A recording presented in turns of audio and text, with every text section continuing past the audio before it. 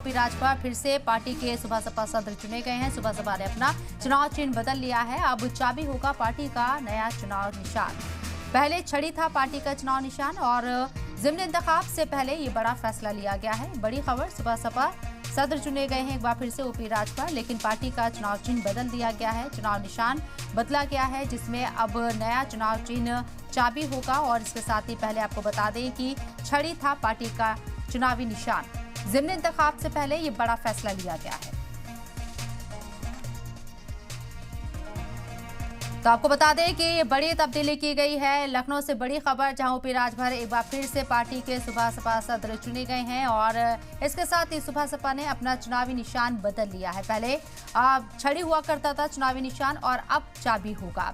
इस मौजू पर बात करने के लिए हमारे नुमाइंदे अतीक हमारे साथ लाइव मौजूद हैं। सीधे उन्हीं का रुख करते हैं। अतीक, आपसे समझना चाहेंगे पूरा मामला, आज जो ये बड़ा फैसला लिया गया उसमें मंशा क्या जाहिर की गई, ज़िमनी इंतखाब से पहले इतनी बड़ी तब्दीली क्यों?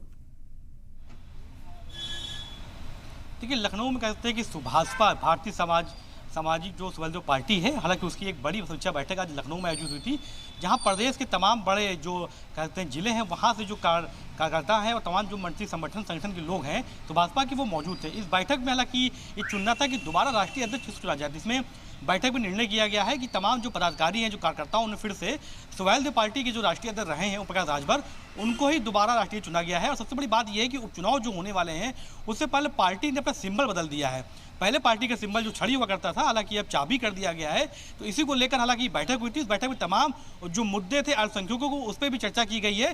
तमाम जो अल्पसंख्यक के मंत्री हैं ओम प्रकाश राजभर, उसमें देखा गया है कि जो अल्पसंख्यकों की जो दिक्कतें परेशानियां प्रदेश में आ रही हैं, मदरसों की बात करें, तमाम ऐसे दबे कुचले लोग अल्पसंख्यक के लोग हैं जिनको मकान नहीं मिल रहा है, जो रोजगार की दिक्कत है, तमाम लोगों ने बैठक की गई। इस बैठक में ये बताया गया था कि जो भी मदरसे अवैध हैं, हालांकि उनके लिए भी लगातार ये बैठक की जा रही है। ये कहा जा रहा है कि अब यूपी में 2 विश्वविद्यालय खोले जाएंगे और अल्पसंख्यक कल्याण बोर्ड इसके लिए जमीन देख रहा है। इन बैठकों में तय किया जाएगा कि जो 2 विश्वविद्यालय खोले जाएंगे उन्हीं को सभी मदरसे उनसे अटैच किए जाएंगे, जिससे मदरसों को मान्यता देने में दिक्कत ना आए। तो उसी को लेकर बैठक हुई थी और बैठक में तमाम मुद्दों पर चर्चा आज हुई है और जिसको आने वाले चुनाव से भी देखा जा रहा है। जी